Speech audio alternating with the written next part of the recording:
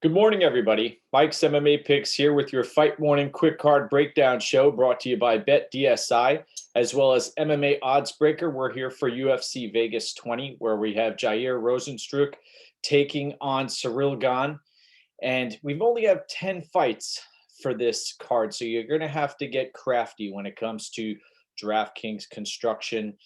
Let's kick things off. First fight of the evening, where we have light heavyweights between Dustin Jacoby and Maxime Grishin.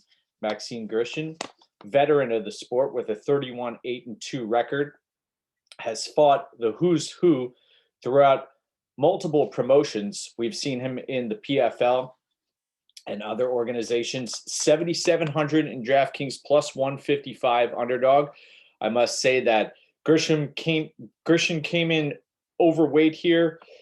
Looks good on the scales, has previously fought at heavyweight, 36 years old. Dustin Jacoby walks around. He's said this. He's walked around at 212 pounds here, coming in as a minus 185 betting favorite, 8,500 in DraftKings, 32 years of age. This is Dustin Jacoby's second stint with the UFC. Left for his kickboxing career. And this spot you have Jacoby, who is going to try to utilize a speed kills approach here. He's going to be the much faster fighter. He's going to look to get off a little bit sooner. Fighting out of Factory X. Grishin, larger fighter, has a wrestling game in his back pocket, also has some capable jiu-jitsu. He had Volkov mounted earlier in Volkov's career. In this spot, I think it could be aligned a little bit closer. The volume is going to be a difference maker in my eyes. I'm going to look for Jacoby to be evasive, try to chop down that lead leg of Grishin, and walk away with the victory here. This fight isn't expected to go to a decision at minus 120, but give me Jacoby. Next fight, bantamweights. Ronnie Lawrence taking on Vince Cachero. Vince Cachero, last time out, we saw him up a weight class on 2 days' notice, 31 years of age, 7,600 plus 135 underdog in this spot. Ronnie Lawrence blew Dana White away in his Contender Series performance. Coming back, he also has fought in LFA as well as Bellator. 8,600 for Lawrence, minus 165 at the betting window. Only 28 years of age. Recently moved to Florida, put in a solid camp down there. Interesting fight. I think the jury is still out on Cachero here. He is the heavier striker. He looks like he has phenomenal cardio. And the same can be said for Lawrence in regards to his cardio, the takedowns, well-rounded game. We've seen Cachero. I mean, he was in there against Emmers, and he's had some work to do. He's also at Factory X, Cachero. I will be picking Lawrence here, but I see Cachero as a very live dog. I think that if you watch Lawrence's previous fights, he does get popped on the button, and he, in my opinion, is going to need to force the wrestling here to stay out of trouble against Cachero, who is going to be slinging with heat. But give me Lawrence. Next up, we head to the women's 135-pound division, where we have the return of Alexis Davis, who does not wear damage well. 19-10 record, 7,300. In DK, looked phenomenal on the scales, plus 170 underdog. She does bring a wrestling game here and could potentially put Mazzo in some tough spots if she's able to put Mazzo on her back. Mazzo is a tall, lanky fighter who does not have great footwork. She tries to hide behind a jab and then throw high kicks that have earned her stoppage finishes in LFA. 8,900 minus 210 betting favorite for Mazzo. Mazzo, this is a fascinating fight for DraftKings because if Mazzo gets taken down and her game stifled. She is not going to put up a lot of points. You're going to have Davis with a lot of top control time. Davis looked good on the scales. We saw her pieced up by Araujo last time out. Now, flip side of the coin, if you are on Mazzo, you're going to be looking for Mazzo to be landing volume, and that is gonna help in DK. A couple other things I wanted to mention on the scorecards. Mazzo, just bad optics tends to give rounds up, and Davis is going to try to clinch up and somehow, some way get this fight to the ground. So this fight, I agree that it's lined correctly. That it, in most circumstances you'd see Davis as a larger underdog, considering the huge age discrepancy, and that Mazzo, she's out of Kings, so she has a good team behind her with Master Cordero, etc. And I know she's also done some work in Colombia also. In this fight, though, I'll be picking Mazzo. I think that Davis has just too many strikes against her right now. She's slow as molasses. Watch Araujo, the fight. Davis fought her a few years ago, and she was walking towards her like a zombie out there, and that does not get better in time. So give me Sabina Mazzo to win, though. Davis, if she lands that takedown, and she's going to look to get control time, this may be a nice live wagering opportunity after round one if Davis is able to land that takedown, because she may potentially gas out. Next up, women's 115 pounders, where we have Ashley the Spider Monkey Yoder taking on Angela Hill. Angela Hill, 12-9 record, 9,200. A wide line here at minus 385. 36 years of age for Angela Hill. Yoder, no spring chicken either, 33 years of age. Plus 285 underdog, $7,000 for Yoder. This fight should likely go to a decision here. Yoder, she has not faced great competition. On the other side of the coin, you have Angela Hill, who's fought some top-notch competition and actually gave them good fights. I think that Yoder can be looked at as Angela Hill light in this spot. She possesses some similar skills, but not to the degree that Angela Hill possesses. I see Angela Hill getting out in volume, getting ahead in volume. Also, Yoder may try to bring this fight to the mat, and her game is a jiu-jitsu game. She's fought against Mackenzie Dern and others. This spot, though, I'll be picking Angela Hill. I just see that she's just a little bit better everywhere, but I don't like that wide line. Next up, we have a fantastic lightweight matchup between Thiago Moises and Alexander Hernandez. Alexander Hernandez, the third Factory X fighter on this card, 12-3 record, 8,700, minus 240 betting favorite. This line has continued to widen. Thiago Moises, 14-4 overall record. Phenomenal jiu-jitsu. Has fallen in love with his striking game at times. You saw when he got back to his jiu-jitsu against Michael Johnson, ended the fight rather quickly, but he sometimes will enjoy standing and trading, and throws heavy punches, has a decent chin. 7,500 plus 195 at the betting window. Still only 25 years old. Growing, maturing, evolving. Both of these fighters are. Hernandez, in my eyes, better in the striking area, more refined striking.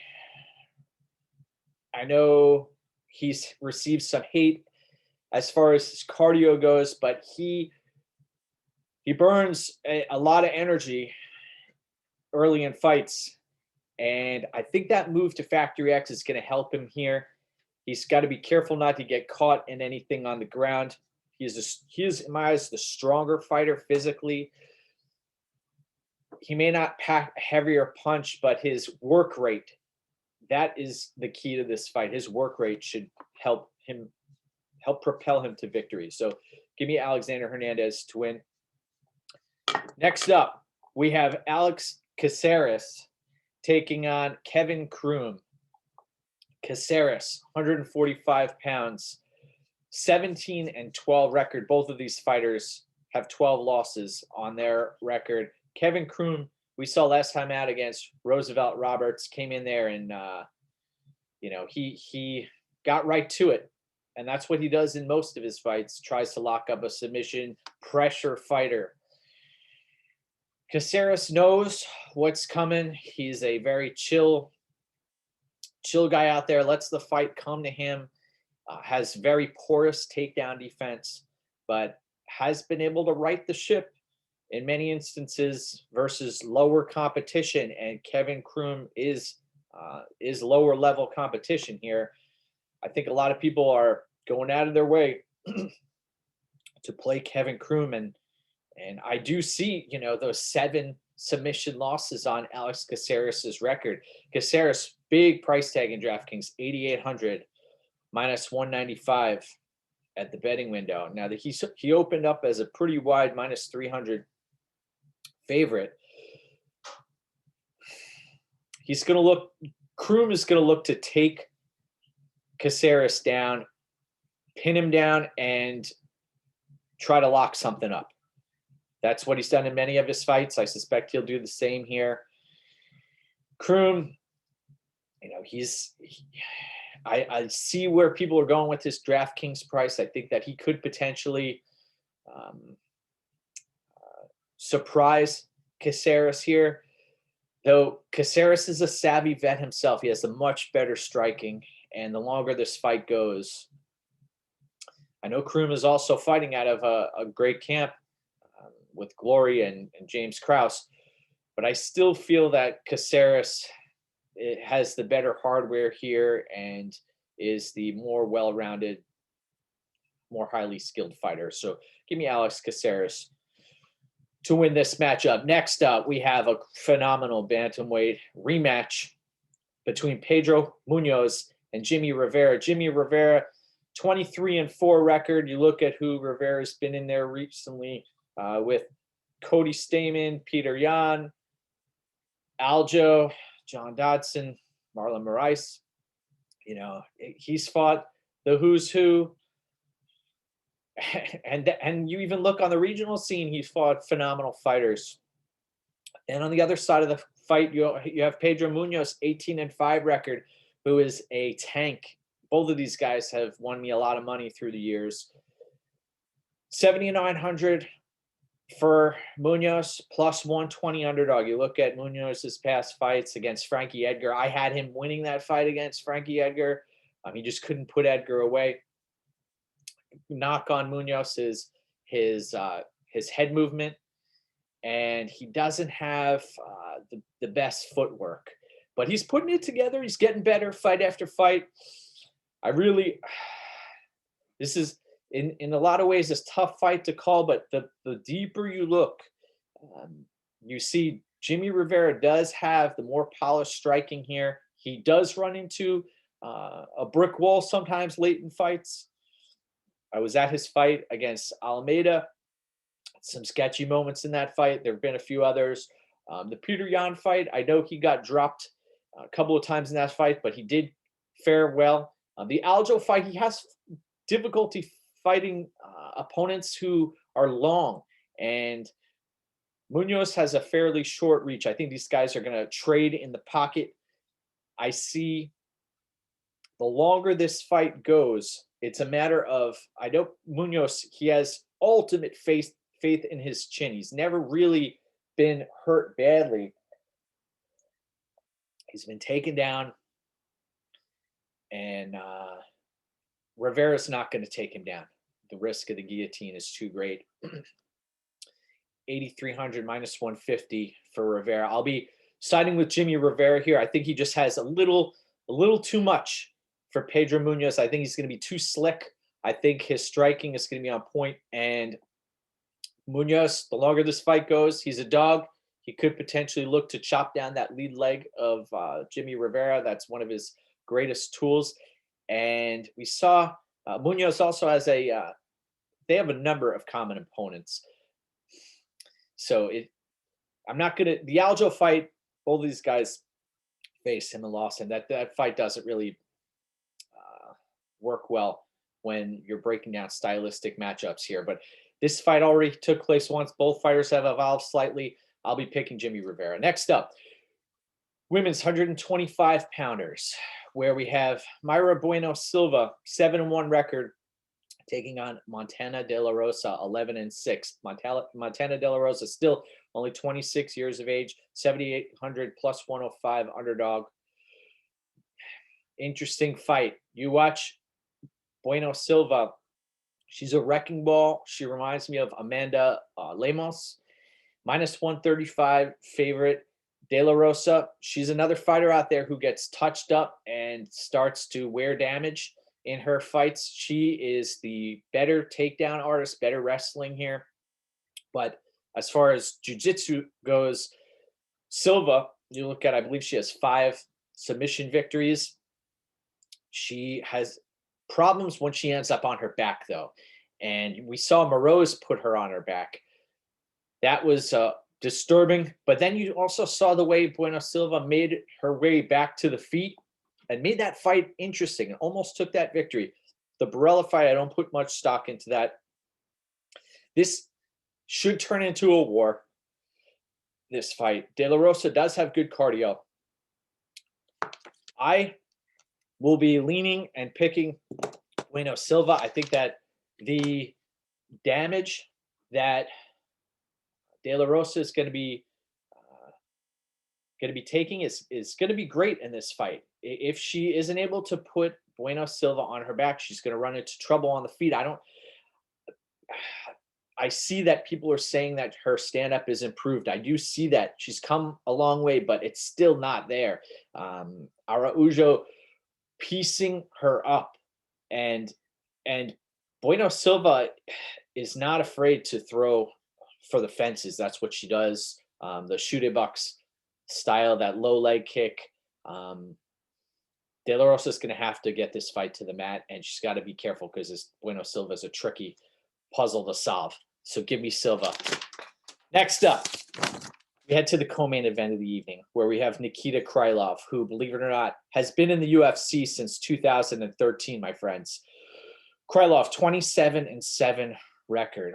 Both of these fighters, Ankalaev, 28 years old. Both of these fighters, 28 years old. Both of these fighters, similar reach, 6,900 for Nikita Krylov, plus 245 at the betting window for Krylov. Krylov is not afraid to throw caution to the wind and go for it. We've seen that many times in his fights. He's a kill or be killed fighter, with the exception of the Johnny Walker fight. Came in there with a great game plan, took Walker down and controlled him. He's not going to be able to do that here against Magomed Ankalaev, who is one of the most well-rounded fighters in the division. That loss to Paul Craig really caused a lot of problems for a lot of folks out there, and he seems to have tightened up his game. 14-1 record. Magomed Ankalaev, minus 315 at the betting window, 9,300. What I like about Ankalaev is his fight IQ, other than that Paul Craig fight, is extremely high. He can engage on his terms. His striking defense is what makes him such a great fighter.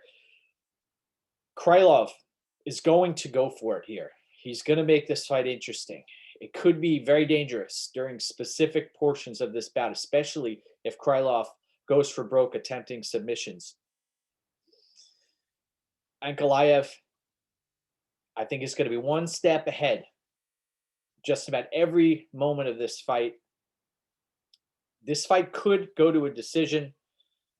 It's not expected to, though, at minus 205. I'll be picking Magomed Ankalaev. I believe that he is the future UFC light heavyweight champion. I think that he's I honestly think that at this point he would give John Jones, if John Jones ever came back to 205, the best fight for his money. I also think that he could cause problems to Reyes and a few other fighters. So, and don't forget about the champ, Blachowicz. So, give me Magomed Ankalaev in this spot, though. Nikita Krylov is a very dangerous fighter. He always is. Next up, heavyweights, main event of the evening. Ciryl Gane against Jair Rozenstruik. Jair Rozenstruik, 11-1 record, has turned on the Jets in his past few fights, taking on the likes of JDS, Ngannou, Overeem, Arlovsky. I mean, those are some big names. 7,200 plus 209 underdog. Bit of a size discrepancy here when you watch the weigh-ins. Ciryl Gane, bigger fighter, heavier, not necessarily heavier, more fleet of foot for Ciryl Gane. Both of these fighters look great at weigh-ins. Rozenstruik does not throw for high output. The problem with Rozenstruik is he puts himself behind on scorecards and needs a comeback victory in a lot of his fights. Even the Junior Albini put him in a tough spot. I mean, I know he's been growing recently, but tough optics there. If Rozenstruik wins this fight, it's likely going to happen inside the distance. So look out for a better number there. Ciryl Gane, 7-0 record, $9,000 in DraftKings, minus 256 at the betting window. I think this line is a little bit wide. You watch his fight against JDS. He made easy work of JDS. That was just you had a fighter in JDS who has great footwork and was looking to stay evasive, and Gane was just the sharper guy out there, and has great cardio. Should be interesting if this fight gets to the later rounds, how both of these fighters fare, because Rozenstruik has a tendency to conserve his energy in this spot, or in many spots, and he'll wait for his moments. And he has made me a lot of money through the years, Rozenstruik. So I'll be picking Gane. I think that he should be the pick, so to say. But Rozenstruik is a live underdog, especially with heavyweights, especially knowing that he has one punch knockout power and that he will wait for his opportunity. He's okay with being down on the scorecards, knowing that it only takes one or a combo to drop somebody. And should be an interesting heavyweight affair. I'm not counting Rozenstruik out by any stretch here, but give me Gane in this spot. Want to thank everybody for tuning in. I also want you to make sure you look into the betting records of those who provide content out there. You want to look into that, make sure that there's transparency out there. I've got a few plays up over at MMA Oddsbreaker Premium, and if you want to check those out, there are 7 flyweight and bantamweight fights combined on UFC 259. We got 5 plays ready for that card as well. You can follow me at Mike's MMA Picks on Twitter. Go get what's yours, my friends. We were meant for these opportunities, for this moment. Your time. Let's do this.